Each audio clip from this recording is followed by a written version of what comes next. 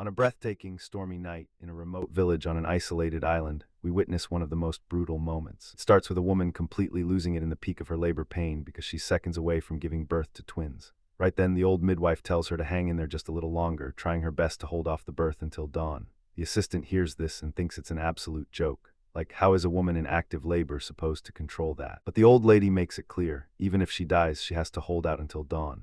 Because these two babies are the long-awaited twins who will rule the 9 kingdoms of the Shadow Realm. As soon as daylight breaks, the twins are finally born. Their dad is sitting there in front of them, looking worried, sick, and terrified, saying that these two kids will divide night and day, and the whole world is gonna turn upside down because of them. We find out the twins are named Yuru and Asa, which literally mean night and day. Fast forward 16 years later, our main characters are all grown up.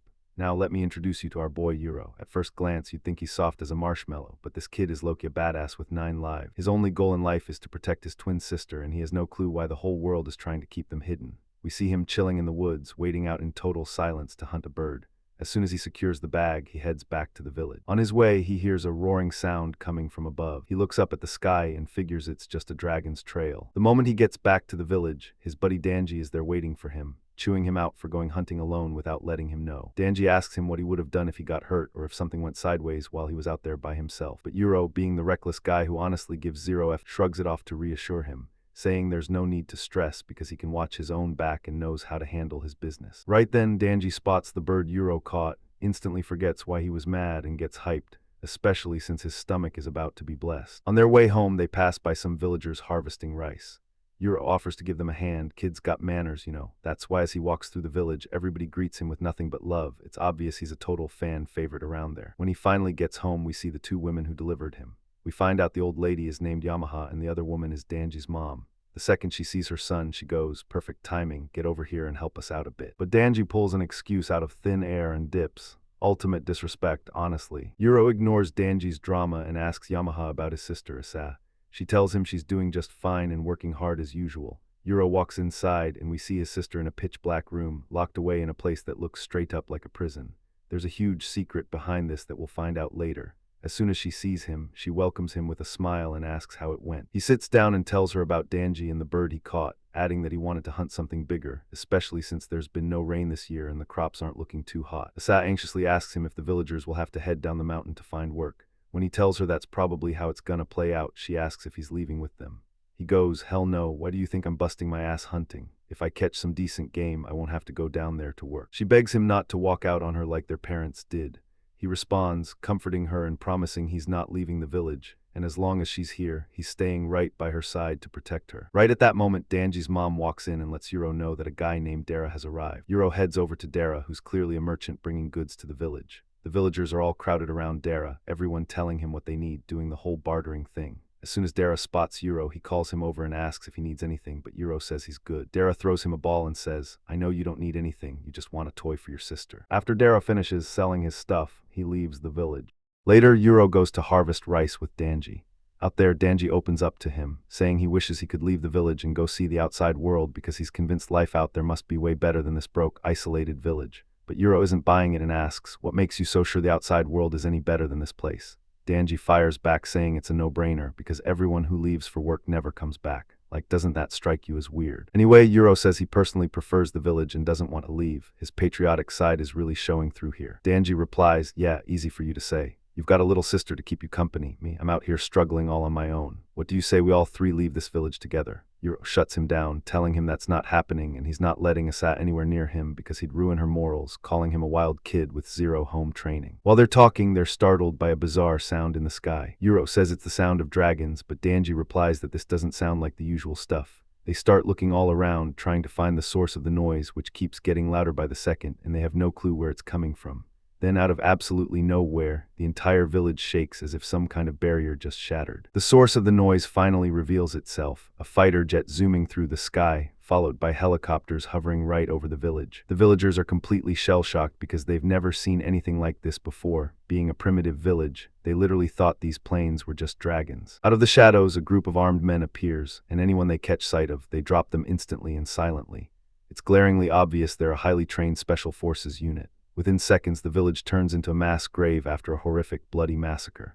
At that moment, the old lady Yamaha realizes the barrier is broken, and demands the people next to her to bring Yuru in at all costs because she knows these gunmen are here to take him. Meanwhile, as Yuru and Danji are rushing back home, they find the butchered bodies of the villagers brutally scattered everywhere. Danji is terrified for his mom, and Yuru's heart is about to drop out of fear for his sister. Without a second thought, both of them sprint as fast as they can to check on them.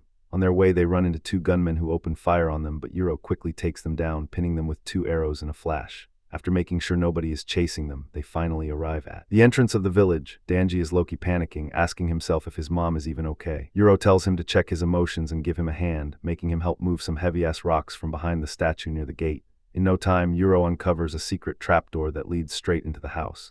Danji is completely floored and goes, "Bro, what? I had zero clue there was a secret passage in this village to begin with." Yuru just hits him with a "told you so," reminding him that he always knows how to handle his business, while secretly praying his sister is okay. We leave them for a second and head back to the village, where this girl named Gabu is stepping down from a helicopter. With just a flick of her wrist, she literally pops a villager's head off. Before anyone else can even react, Gabu absolutely obliterates the rest of them. It's like they're being ripped apart by some invisible force through these magic-like moves called tsugai. By the end of her little rampage, only one little girl is left standing. Gabu tries to play nice, comforting the kid by telling her she doesn't kill children. "Oh wow, how ethical of you, queen." Anyway, she gets on the phone, reporting that the area is clear and they can send in the ground troops. But she gets caught completely off guard when she hears that something went horribly wrong with the ground forces. On the flip side, we find out that Dara was ambushed by the attackers. He's standing in the middle of a pile of dead soldiers, wondering how the hell he's gonna handle this total show, especially now that the barrier is shattered.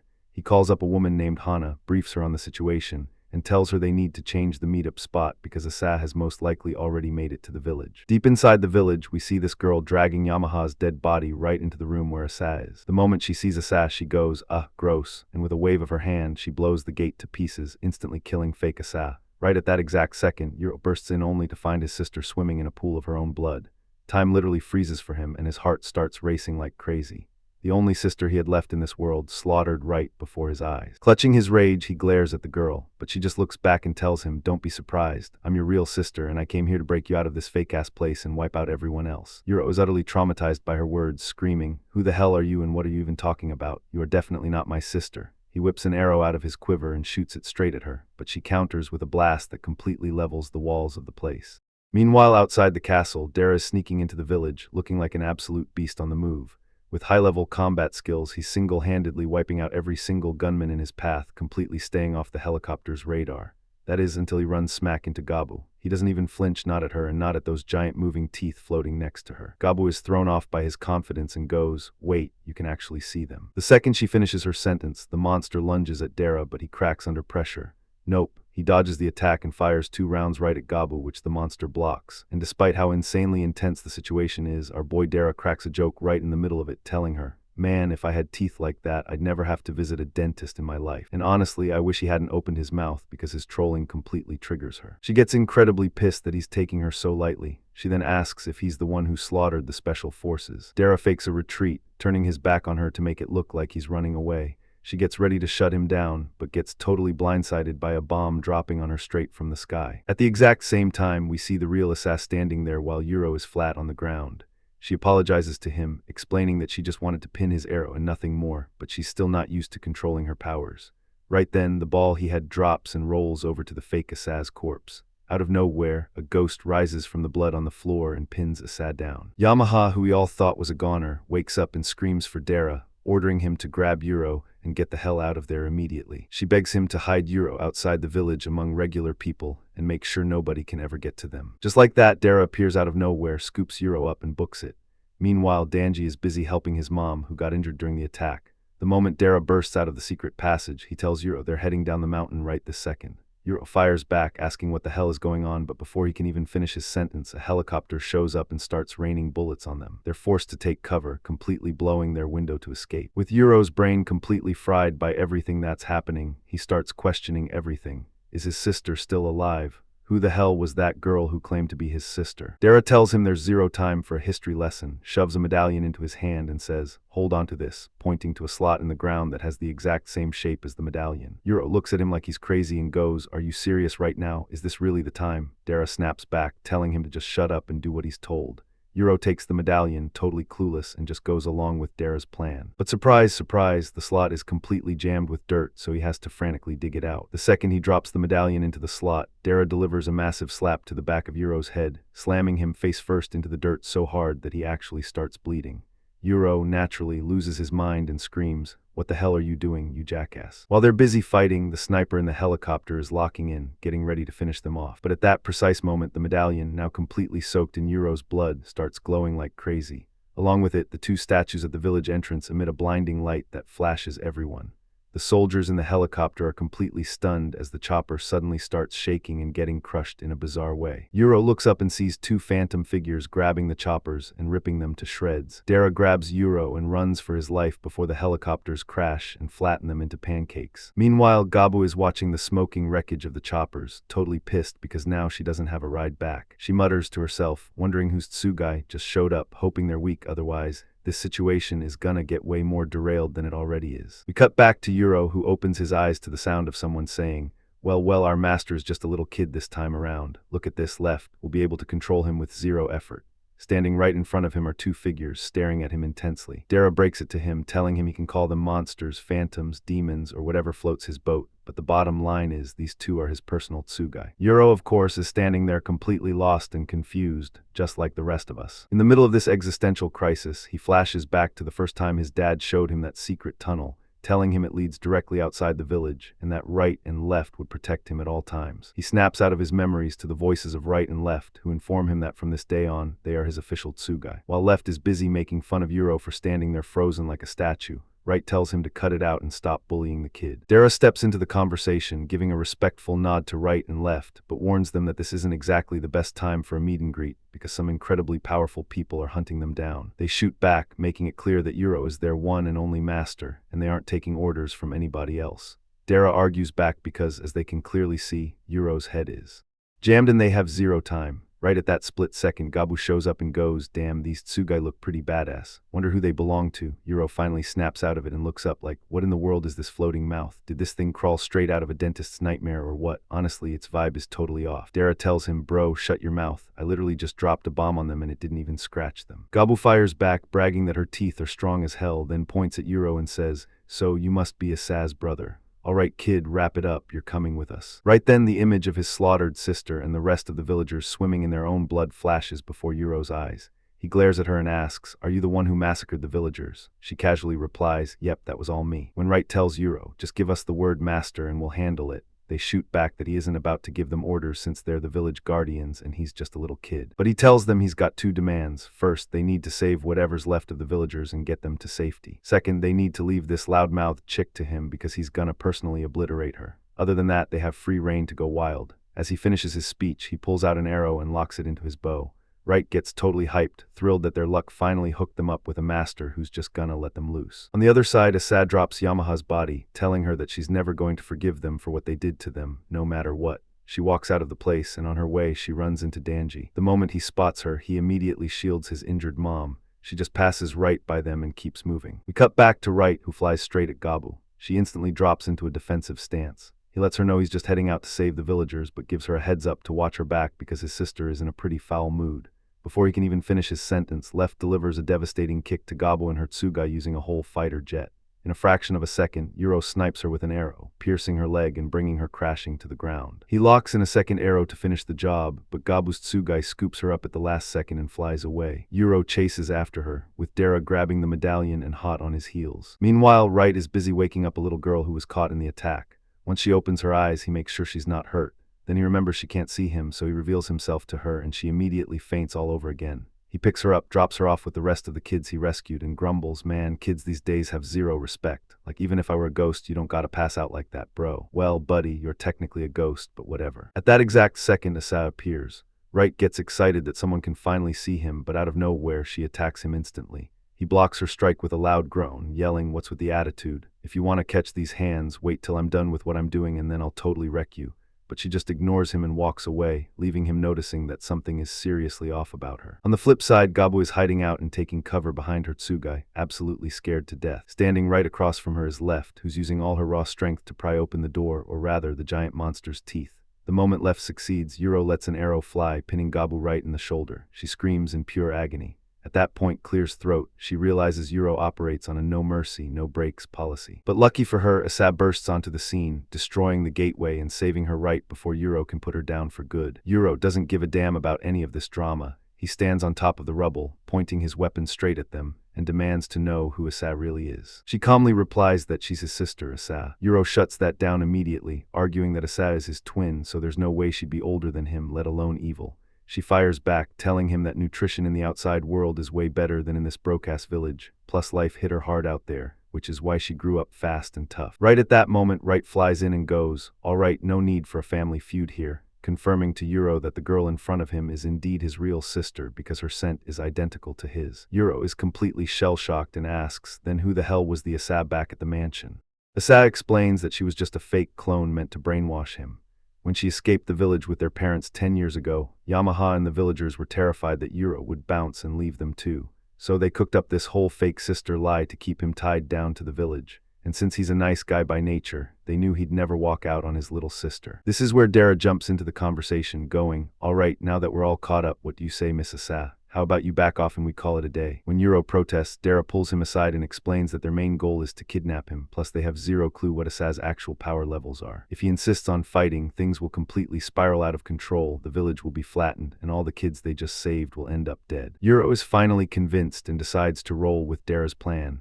He looks at Asa and proposes that if she leaves the villagers alone, he'll let her and Gabu walk away. Asa agrees to the deal without a second thought, completely ignoring Gabu's protests. Immediately, Yuru and Dara start pulling back, with right and left right behind them. Gabu turns to Asa, completely baffled, and asks why she let him walk away after finally finding him. Asa replies that she couldn't just leave her while she's bleeding out like this, adding that it's enough for her just knowing her brother is alive and well.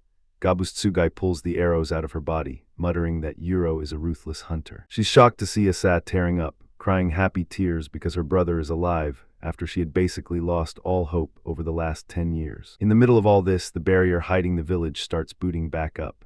Gabu tells Asa, "Let's bounce before the barrier fully closes and locks us in." Meanwhile, two hikers are climbing up the mountain, taking a quick breather while talking about the legend of the lost village, how anyone who steps into it never finds their way back. While they're talking, Yuru and Dara blitz right past them, flying down the mountain faster than the speed of light. On the way down, Dara breaks it down for Yuru, explaining that running away is their best option because the village's location is totally compromised. Since Yuru is the main target, hiding out in the outside world is the only way to keep both the village and himself safe. After doing some serious acrobatics down the mountain, they finally reach Hana, who's waiting for them in a getaway car. Hana gets annoyed, complaining that she thought he was only bringing Yuru and didn't say a damn thing about his Tsugai.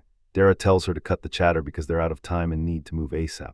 Hana introduces herself to Yuru as Dara's partner, while Dara asks right and left, who are busy inspecting the car with pure fascination, if there are any enemy Tsugai tracking them. They tell him the coast is clear. Dara instantly turns to Yuru and says, "Hop in, bro, let's get this show on the road. No more delays." Yuru looks at the car, completely weirded out, and goes, "You seriously want me to climb into this hunk of metal? Like, have you completely lost your mind?" Dara tries to clear things up, explaining that it's just a modern way to get around, not just some random scrap metal. Right then, Hana cuts him off and breaks it down for them, saying this is a car, and it's basically packed with the power of a whole herd of horses running at insane speeds. Hearing that, they're finally sold on the idea, no questions asked. On the flip side, Asa and Gabu are outside the village limits, waiting for their ride to pull up. In no time, this guy named Jin shows up with a squad of medics. When Gabu briefs him on the situation and shows him her wounds, he loses it and goes, "Holy S asterisk asterisk, you're busted up bad. Looking at you, anyone would think you just tripped and scraped your knee or something." She shrugs it off, telling him not to be so dramatic since she's totally used to pain. When Jin asks about Yuru, they let him know he slipped right through their fingers. He's completely baffled and asks how the hell they managed to miss him on their way up. Jin figures Yuru must have taken some hidden route or whatever, muttering that if the choppers were still in the air, tracking him would have been a breeze. That's when Gabu drops the bombshell. Yuru escaped with a guy named Dara, and he's most likely the one who wiped out their soldiers. Hearing this, Jin's face completely drops. He goes white as a sheet and says they just had the worst luck imaginable, stepping into a village that's backed by the servants of Dara's clan. He deeply regrets not bringing his own Tsugai along. We leave them and cut back to Dara, who's catching Hana up on everything that went down until they linked up with her. He mentions that the crew who raided the village is most likely the Kagemori clan, and since those guys saw his face and know his name, he's low-key thinking about shaving his beard, changing his identity, and fleeing the country. Right at that moment, Left taps on the car window, letting them know that another Tsugai is closing in on them at lightning speed. When they ask if they should gear up for a fight, she tells them to chill. It's actually a friend. Within seconds, a woman riding a majestic white horse manifests out of nowhere. She greets right and left, asking how they've been. They say hi back and let her know that their current master is actually one of the twins of Night and Day. She looks totally stunned and goes, "Damn, so this is actually a massive deal. Look, once you guys wrap up your business and head back, you better tell me the whole damn story." We find out this Tsugai's name is Ashira. The second she vanishes, Dara and Hana look like their brains just short-circuited because they never expected to cross paths with someone of her elite status. Yuru looks at them completely lost and asks, "Wait, so there's like a hierarchy or ranking system among Tsugai?" Hana takes the wheel and explains that yeah, they actually have different ranks, but honestly those are just labels made up by humans. Depending on a Tsugai's nature, some of them actually coexist with humans and help them out, just like Ashira, while others are just out here causing pure chaos and wrecking everything. Meanwhile, back with the other squad, Asa is apologizing to Jin for letting Yuru get away, telling him she takes full responsibility for the screw-up. He reassures her that there's no need to stress, because just knowing her brother is alive and kicking is a massive win in itself. Gabu chimed in, telling Jin that if Asa hadn't stepped in, she would have been totally captured or worse. Jin is taken aback and asks, wait, was his Tsugai really that overpowered? She corrects him, saying that while the Tsugai was definitely strong, the real problem was Yuru himself, because the kid attacked her with zero hesitation and pure, unadulterated savagery. At the exact same time, two of the soldiers who survived the raid are frantically trying to reach the rendezvous point with Asa and the rest of the crew, but they're completely stuck in the village, literally walking in circles after the barrier booted back up and locked the place down. So what's gonna happen next? What kind of insanity is waiting for Asa and Yuru? What's the real reason they were torn apart in the first place? Who are these two rival clans backing the twins, and what's their ultimate endgame? And why on earth is Dara so dead set on keeping Yuru as far away from Asa as possible? We're gonna find out all of this and so much more in the upcoming episodes. And finally, if you enjoyed this ride, don't forget to smash that like button, share this video, hit subscribe, and ring that notification bell so you never miss an update. Drop your wild theories and thoughts in the comments below. Catch you guys on the flip side. Peace out.